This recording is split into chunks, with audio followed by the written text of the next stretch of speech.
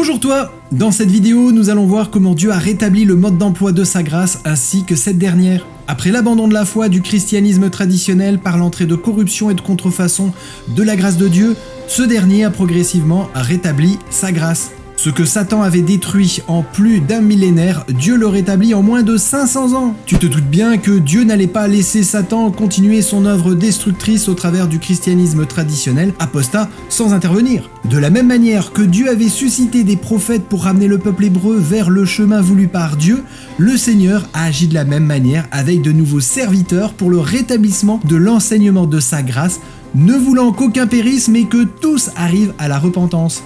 Comme au commencement était la parole, Dieu commença par le rétablissement de sa parole, la Bible. Depuis l'époque des apôtres, il restait des chrétiens fidèles à Dieu, à sa parole, à sa loi et à ses enseignements, car Dieu a toujours un petit reste fidèle. Et au XIVe siècle, John Wycliffe rejeta l'autorité du christianisme traditionnel et ne reconnut que la révélation de la Bible comme unique autorité pour le chrétien.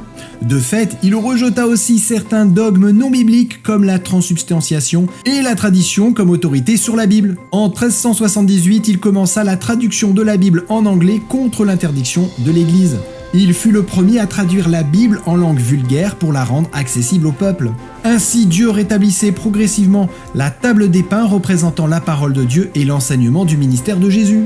Ce renouveau de la lecture de la Bible se propagea petit à petit en Europe. Au XVIe siècle, Dieu enclencha une formidable avancée dans le rétablissement de sa grâce et de son mode d'emploi. Martin Luther s'insurgea notamment contre les indulgences comme valeur de salut en découvrant dans la lecture et l'étude de la Bible la gratuité de la grâce de Dieu pour le salut. En 1517, il placarda sur le parvis de l'église de Wittenberg en Allemagne 95 thèses condamnant par la Bible différents dogmes du christianisme traditionnel tels que le commerce des indulgences, le purgatoire, et y vanta les mérites de Christ dans le salut par la grâce.